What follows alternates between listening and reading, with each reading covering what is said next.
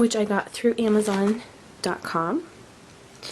It is like a little robot vacuum to pick up dirt and debris and dust around the house. It came in this box with the handle, shipped to us with these pamphlets, a quick start guide in English, which I like these new quick start guides that a lot of companies do because it's a quick start as opposed to, here it is in another language, I think it's Spanish, as opposed to the long booklet, which is helpful if you have any specific questions or just want more details on how it operates. But I like the quick start guide.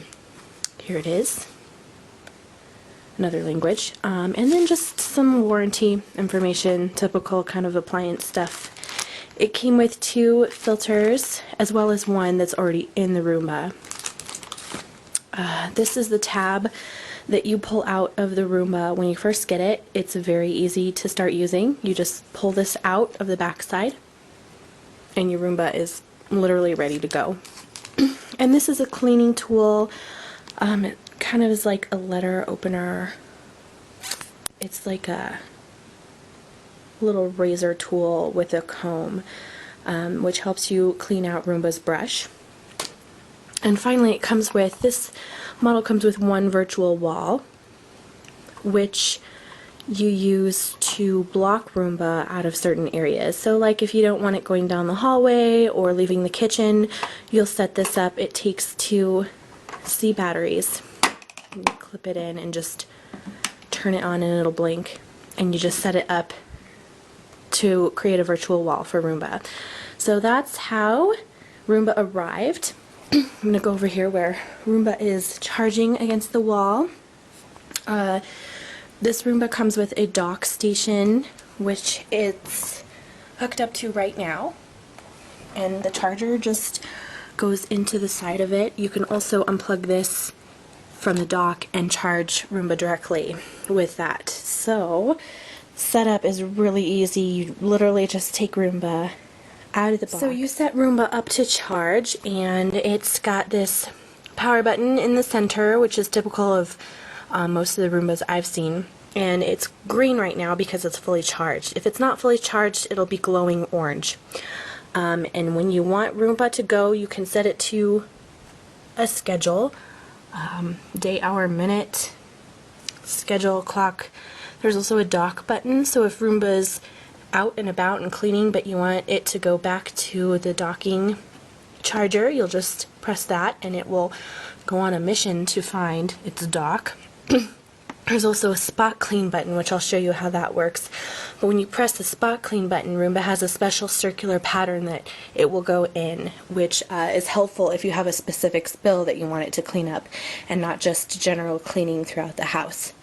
So when I want Roomba to go, if it's not a schedule, which I usually don't set the schedule, I'll just press this button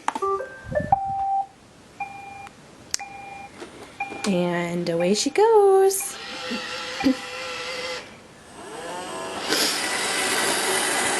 When she runs into something, it just works its way around it or turns around and goes another way. It has this nice little bumper on the edge, on the front side. It's getting my kitty. So I've never had my Roomba damage anything. This Roomba I haven't had for very long, but it is my second Roomba that I've used.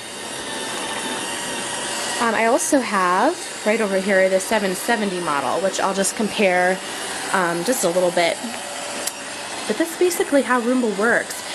It will go under my couch. It will usually climb most ledges. Like there's a little ledge in our kitchen, going into our kitchen.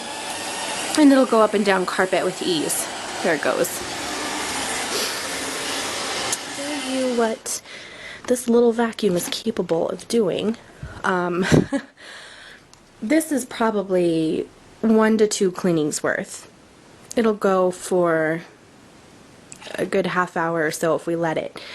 As you can see, this little thing picks up quite a bit. There's a graham cracker right there, as well as just a lot of dust and debris. We do clean on a daily basis, and we keep our Roomba going on a daily basis, but this is still how much. So if you have any doubts as to how much this vacuum picks up, don't, because it picks up a scary amount. So I'm just gonna actually dump this out onto an old towel so you can see just how much. It's pretty disgusting. And we think of our house as clean, but we do have cats. There's a bobby pin. Of course you don't want Roomba to pick up large things. There's a filter. You know, if you see something large in your house, you want to pick it up. Don't risk Roomba getting it. But as for dust and debris, it gets quite a bit. And this is the Roomba we've had for several months. Operates in basically the same way. It's a 770 model. Really the only difference I've noticed is it's a tad bit quieter, but also a tad slower when it's moving. And it did come with 2 virtual walls instead of 1. I know it looks like we dumped that out recently, but as you can see, it's had a lot of dirt in it.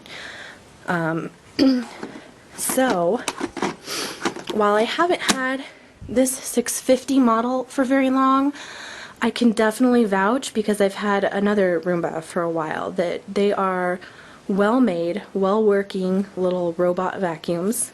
We are very fond of having them around, as you can see. I used to sweep. We have this gross old hardwood floor in our house, and 2 little ones and pets, so we used to be sweeping constantly.